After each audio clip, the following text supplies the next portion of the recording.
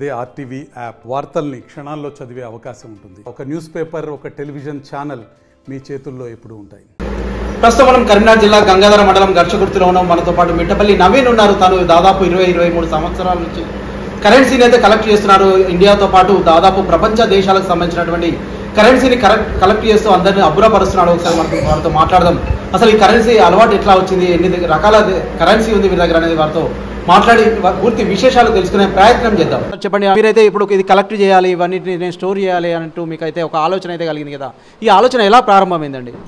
Hello అండి, నా పేరు నవీన్ కుమార్ మిట్టపల్లి. నా ప్రస్థానం దాదాపు 20 సంవత్సరాల పైచలకు ముందే స్టార్ట్ అయిపోయింది. దాదాపు నేను 10 years ఉన్నప్పుడు స్టార్ట్ చేశాను కలెక్ట్ చేయడం. నా మొట్టమొదటి కాయిన్ యాక్చువల్గా ఛత్రపతి శివాజీ 2 రూపీస్ కాయిన్. అది ఓకే. చిన్నప్పుడు సమ్మర్ హాలిడేస్లో మా నాన్న B1లో వర్క్ చేస్తుండే. అప్పుడు అక్కడికి వెళ్ళినప్పుడు నాకు ఇస్తుండే అన్నట్టు కాయిన్స్, ఒక్కొక్క కాయిన్. అందులో డిఫరెంట్గా అనిపించింది నార్మల్ 2 రూపీస్కి దీనికి. అప్పుడు నాకు ఆలోచన వచ్చింది కలెక్ట్ చేసుకుందామని. ఆ ఛత్రపతి శివాజీ, సర్దార్ వల్లభాయ్ పటేల్, నేతాజీ సుభాష్ చంద్రబోస్, ఇవన్నీ కాయిన్స్ చూసి కలెక్ట్ చేసుకున్నాను. అప్పుడు స్టార్ట్ అయింది. మెల్లిమెల్లిగా అన్ని కాయిన్స్ నాకు దాచుకోవడం చాలా అలవాటు చిన్నప్పటి నుంచి. సో నాకు ఇచ్చిన కాయిన్స్ కానీ, ఎవరైనా బంధువులు ఇచ్చిన కాయిన్స్ కానీ, నాకు దొరికినాయి కానీ మామూలుగా జనరల్గా అన్నీ కలెక్ట్ చేస్తూ ఉంటా. అట్లా స్టార్ట్ అయిపోయి మెల్లిమెల్లిగా నా 10th క్లాస్ వచ్చేవారికి ఆల్మోస్ట్ మన ఇండియన్ కాయిన్స్ అన్నీ కలెక్ట్ చేశాను. అప్పటి వరకు ఉన్న ఇండియన్ కాయిన్స్ కానీ, కరెన్సీస్ కానీ. నాకు చాలామంది సహకరించారు, బంధుమిత్రులు. ముఖ్యంగా వంశీ అనే నా కజిన్ ఉండేవాడు. 10th క్లాస్లో ఉన్నప్పుడు చాలా సపోర్ట్ చేశాడు. మరి చిన్న షాప్ ఉండేది, అప్పుడు చాలా కాయిన్స్ వస్తుంటే నాకు ఇచ్చాడు. సో ఆ తర్వాత మధ్యలో చాలా గ్యాప్ వచ్చింది, ఇంకా బీటెక్, ఆ తర్వాత జాబు. ఈ మధ్యలో అసలు నేను కలెక్ట్ చేయలేదు చెప్పాలంటే. 10th క్లాస్ ఇంటర్ వరకే అయిపోయింది. ఆ తర్వాత చాలా గ్యాప్ వచ్చింది. అతను నాకు ఆన్లైన్ ప్లాట్ఫామ్ న్యూమిస్టా అని ఒకటి ఉంటుందండి. అదేంటంటే మామూలుగా ఇట్లా న్యూమిస్మాటిస్టులు అంటారు ఈ కలెక్ట్ చేసే వాళ్ళని. సో మా అందరికీ ఒక కామన్ ప్లాట్ఫామ్ లాగా అన్నట్టు, ఇంటర్నేషనల్ వైడ్. సో అది నాకు తెలిసింది అప్పుడు. అప్పటి వరకు ఆఫ్లైన్లో కలెక్ట్ చేసుకునేవన్నీ ఆన్లైన్లో డిజిటల్గా మనం దాన్ని ఏమంటారు స్టోర్ చేసుకోవచ్చు. అంటే ఏ కాయిన్, ఏ కలెక్షన్, ఏ మింట్ ఇయర్, ప్రతి కాయిన్లో కూడా 4 మింట్లు ఉంటాయి ఇండియాలో అయితే. హైదరాబాద్, ముంబై, కలకత్తా, నోయిడా అని 4 ఉంటాయి మింట్లు. So mint wise, year wise అన్నీ కలెక్ట్ చేసేవాడిని. దాంట్లో స్టోర్ చేయొచ్చు బాగా. అట్లా ఆన్లైన్లో అన్నీ స్టోర్ చేసిన తర్వాత అప్పుడు ఆన్లైన్లో కొందరు ఫ్రెండ్స్ అయ్యారు, అంటే ఇంటర్నేషనల్ ఫ్రెండ్స్. ముఖ్యంగా అప్పటి వరకు ఓన్లీ దేశీ కరెన్సీ కలెక్ట్ చేశాను. తర్వాత ఒక ఫ్రెండ్ అయ్యాడు అన్నట్టు, బెల్జియం అతనిది.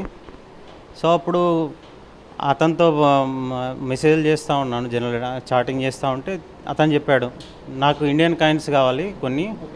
సో నా దగ్గర చాలా కాయిన్స్ ఉన్నాయి. అతను కూడా ఒక కలెక్టర్, బిగ్ కలెక్టర్ అన్నట్టు. సో అన్ని దేశాల కాయిన్స్ ఉన్నాయి నా దగ్గర.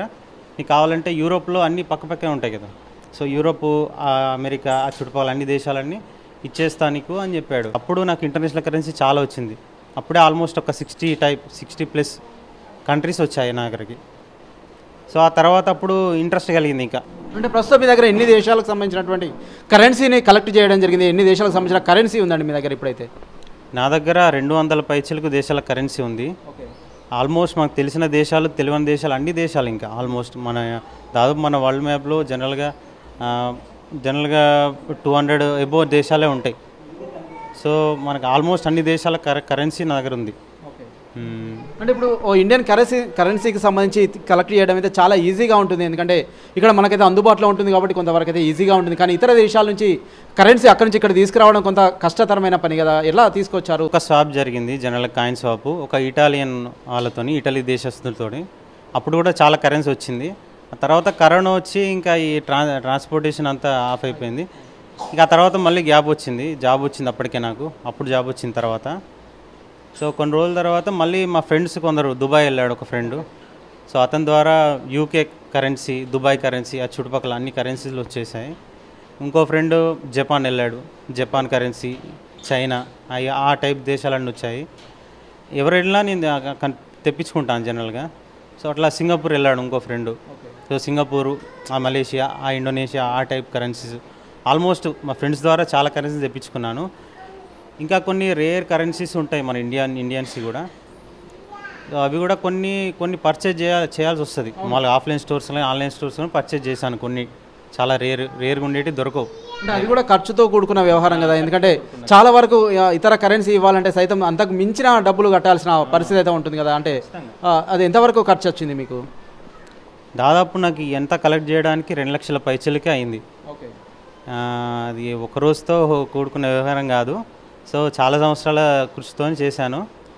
సో చాలా కష్టపడ్డాను యాక్చువల్గా నార్మల్గా ఆన్లైన్లో డిజిటల్ స్టోర్ చేయొచ్చు, కానీ ఆఫ్లైన్లో కూడా ఇట్లా నీట్గా పెట్టాలని ఈ బుక్స్ రూపంగా పెట్టి ఒక్కొక్క దాన్ని కాయిన్ పెట్టి అవన్నీ నేనే చేశాను. దాని నేమ్ రాయడం, ఏ కరెన్సీ, డాలర్ ఏంటి, లేకపోతే మిల్సా, ఏ దేశం, ప్రతిదీ రాశాను యాక్చువల్గా. అది చాలా కష్టపడ్డాను. ఫ్యామిలీ కూడా చాలా సహకరించింది. ముఖ్యంగా మా అమ్మ చాలా సహకరించింది. చిన్నప్పటి నుంచి కలెక్ట్ చేయడానికి ప్రోత్సహించేది. నాకు జనరల్గా ఈ పబ్లిసిటీ ఇష్టం లేదు, కాకపోతే మా అమ్మే ప్రోద్బలంతో కొంచెం మీ దాకా వచ్చింది ఇది. ఇంకా ముఖ్యంగా మా వైఫ్ కూడా చాలా హెల్ప్ చేసింది. ఎన్నో రాత్రులు నేను కష్టపడి రాస్తూ ఉన్నాను, పిల్లల్ని చూసుకోవడం అన్నీ చేసింది. చాలా great, thanks to family. Okay, అంటే ఇప్పుడు మీ దగ్గర ఎంత కరెన్సీ నుంచి మొదలు పెడితే ఎంత వరకు అయితే ఉందండి?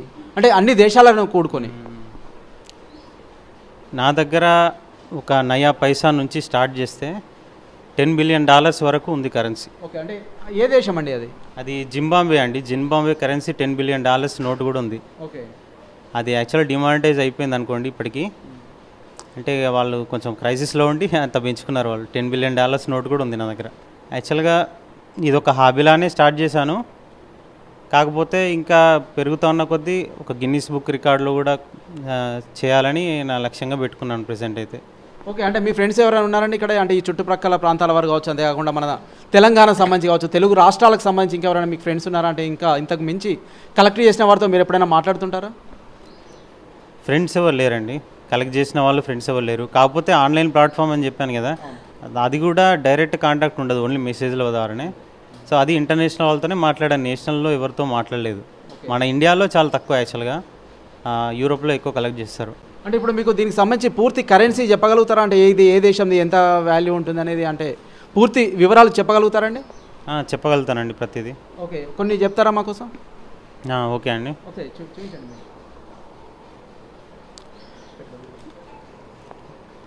ఇది ఫస్ట్ అమెరికన్ డాలర్ అండి, ఇది అందరికి తెలిసిందే. ఇది బహమాస్ డాలర్. ఇది మామూలుగా క్యూబా ఇతను చెగువేరా, అది క్యూబా లీడర్ కాబట్టి. ఇది పేసోస్లో ఉంటుంది, దీనిలో పేసోస్ అంటారు. మోస్ట్లీ అందరూ డాలర్స్, పేసోస్, ఈ కొన్ని కరెన్సీస్ ఉంటాయి, స్పానిష్ అన్ని పేసోస్ ఉంటాయి. మిగిలిన అమెరికా చుట్టుపక్కల వాటి అన్ని డాలర్స్లో యూజ్ చేస్తారు, అమెరికన్ కరెన్సీస్ అన్నీ. ఇంకా ఇది హోండురస్ అండి, ఇది లెంపెరాస్ అంటారు దీన్ని. సో ఇంకా అంటే ఒక్కో దేశానికి సంబంధించి ఎంత కరెన్సీ ఉందండి మీ దగ్గర? అంటే ఇప్పుడు రూపాయి కావచ్చు, ₹2 కావచ్చు, ₹10, ₹100 ఇట్లా ఉంటుంది కదా. అంటే ఒక్కో దేశానికి సంబంధించి ఎంత కరెన్సీ ఉంది? ఒక్కొక్క దేశంలో ఒక్కో టైప్ ఆఫ్ కరెన్సీ ఉంది. మళ్ళీ దాని వాల్యూస్ కూడా మారుతాయి. ఒకవేళ $10 బిలియన్ అన్నా దానికన్నా $1 గొప్పది అమెరికన్ డాలర్, అది జింబాబ్వే డాలర్. సో అది వేరీ అవుతూ ఉంటుందండి. దాదాపు ప్రతి దేశానికి సంబంధించి ఆల్మోస్ట్ అన్ని దేశాలకు సంబంధించి కరెన్సీ ఉంది, విత్ కాయిన్స్ కూడా ఉన్నాయి. అంటే మీకు అంత టైం దొరుకుతుంది అంటే మీరు ఏం చేస్తుంటారు ప్రధానంగా? నేను అసిస్టెంట్ ఇంజనీర్గా వర్క్ చేస్తున్నాను అండి, టీజీ ట్రాన్స్కోలో, కరీంనగర్లోనే చేస్తుంటాను. నాకు రీసెంట్గానే 18లోనే జాబ్ వచ్చి 2018లో. అంటే మీరు ఒక ఏఈగా చేస్తున్నప్పటికీ సైతం ఇంత టైం దొరుకుతుందా? అంటే చాలా కష్టం అంటుంటారు, ప్రధానంగా కలెక్షన్ చేయడం చాలా కష్టంగా అయితే భావిస్తుంటారు కదా. అంటే మీకు ఇంత టైం దొరుకుతుందా? ఎట్లా రెండింటిని సమన్వయం చేస్తున్నారు? ఎవరికైనా టైం ఉండదండి, టైం తీసుకోవాల్సిందే. ఏదైనా ఇంట్రెస్ట్ ఉంటే టైం తీసుకుంటూనే అవుతుంది, టైం లేదంటే కుదరదు. దాదాపు కష్టపడ్డాను, నైట్లో డ్యూటీకి వెళ్ళి వచ్చిన తర్వాత అయినా చేశాను, చాలా కష్టపడి. సార్ మీ దగ్గర ఏ సంవత్సరం నుంచి ఏ సంవత్సరం వరకు కరెన్సీస్ అయితే మీ దగ్గర అందుబాటులో ఉన్నాయండి? నా దగ్గర ఈస్ట్ ఇండియా కంపెనీ అప్పటి కరెన్సీ కూడా ఉందండి, 1835 ఇది అండి. దాని తర్వాత బ్రిటిష్ ఇండియన్ కాయిన్స్ కూడా ఉన్నాయి, దాదాపు 1920 నుంచి ఉన్నాయి, 1920 ఆ రేంజ్లో. అండ్ ఇండియాలో ఇండియన్ కరెన్సీ ఆఫ్టర్ ఇండిపెండెన్స్ తర్వాత కూడా ఫస్ట్ ఒక సిరీస్ రిలీజ్ అయింది, అంటే అది పైసా సిరీస్ ఉంటుంది అన్నట్టు, హాఫ్ పైసా హాఫ్ రూపీ కూడా ఉంటుంది. సో 1957లో డిస్మలైజేషన్ అయింది. దాని ముందు కరెన్సీస్ కూడా ఉన్నాయి, లైక్ ఇలా అన్నట్టు, ఇలా హాఫ్ రూపీ ఈ టైప్. దాని తర్వాత డిస్మలైజేషన్ అయిపోయిన తర్వాత నయా పైసా నుంచి స్టార్ట్ అయింది 1957లో. ఆ తర్వాత కాయిన్స్ కూడా ఉన్నాయి, ఇంకా 1835 నుంచి ఉన్నాయండి దాదాపు. అంటే దాదాపు 100 సంవత్సరాల క్రితం నుంచి ఇప్పటి వరకు 2025 వరకు కరెన్సీ అయితే మీ దగ్గర అందుబాటులో ఉంది. అంతేకాకుండా 200 రకాల దేశాలకు సంబంధించి 1100 పైచీలకు ఇతరత్ర రకాలకు సంబంధించినటువంటి కరెన్సీస్ అయితే మీ దగ్గర అందుబాటులో ఉంది. అవునండి, 190 సంవత్సరాల క్రితం కాయిన్ 1835 అంటే. ఓకే, ఈ కలెక్షన్ చేయాలనుకున్న వారికి మీ నుంచి ఎలాంటి సహాయ సహకారాలు అందిస్తారు? తప్పకుండా అండి, వాళ్ళకి ఎంకరేజ్మెంట్ ఇస్తాను, ఇన్ఫర్మేషన్ ఏమన్నా షేర్ చేస్తాను, వాళ్ళకి ఫైనాన్షియల్గా కూడా కావాలంటే సపోర్ట్ చేస్తాను. తప్పకుండా ఎంకరేజ్ చేస్తాను, ఇట్లా కలెక్టర్స్ ఉండాలి. సో మన దగ్గర చాలా తక్కువ ఉన్నారు, వాళ్ళని పెంచడానికి ట్రై చేస్తాను. మీ దగ్గర పూర్తిగా ఎన్ని రకాల టైప్స్ ఉన్నాయండి, అంటే కరెన్సీకి సంబంధించి? దాదాపు 1100 డిఫరెంట్ టైప్స్ ఆఫ్ కరెన్సీస్ ఉన్నాయండి నా దగ్గర. రూపాయి, నయా పైసా, అనా పైసా నుంచి ఫారెన్ కరెన్సీస్, డాలరు, మామూలుగా ప్రతిదీ అన్ని రకాల 1100 టైప్స్ ఉన్నాయండి నా దగ్గర. అంటే 1100 రకాలు 200 దేశాల పైసలకు కరెన్సీ ఉంది మీ దగ్గర? అవునండి, అవును. ఓకే, ప్రస్తుతం మనతో పాటు మిట్టపల్లి నవీన్ మాట్లాడడం జరిగింది. నా దగ్గర 1100 రకాల కరెన్సీతో పాటు 200 దేశాల కరెన్సీ అయితే నా దగ్గర ఉంది అంటూ వారైతే వెల్లడిస్తున్నారు. చిన్నప్పటి నుంచి నా అలవాటు వల్ల నేనైతే వీటిని కలెక్ట్ చేయడం జరిగింది అంటూ వీరు వెల్లడిస్తున్నారు. అంతేకాకుండా నయా పైసా నుంచి మొదలు పెడితే $10 బిలియన్ వరకు జింబాబ్వే కరెన్సీ వరకు నా దగ్గర ఉంది. ఆసక్తి ఉన్నవారు ఎవరైనా నన్ను సంప్రదిస్తే ఖచ్చితంగా వారికి సహాయ సహకారాలు అందించడానికి సైతం నేను సిద్ధంగా ఉన్నానంటూ తనైతే వెల్లడిస్తున్నారు. ఒకవైపు ప్రభుత్వ ఉద్యోగం చేస్తూనే ఈ కరెన్సీ కలెక్షన్లో ముందుంటున్నారు, అందరినీ అయితే అబ్బురపరుస్తున్న ఆ పరిస్థితి మనం కరీంనగర్ జిల్లా గంగాధర మండలం ఘర్షకుర్తిలో చూస్తున్నాం. Over to studio. మరిన్ని వీడియోస్ కోసం ఛానల్ ని సబ్స్క్రైబ్ చేయండి. లేటెస్ట్ అప్డేట్స్ కోసం వాట్సాప్ ఛానల్ ని ఫాలో అవ్వండి. ఆ లింక్ డిస్క్రిప్షన్ లో ఉంది.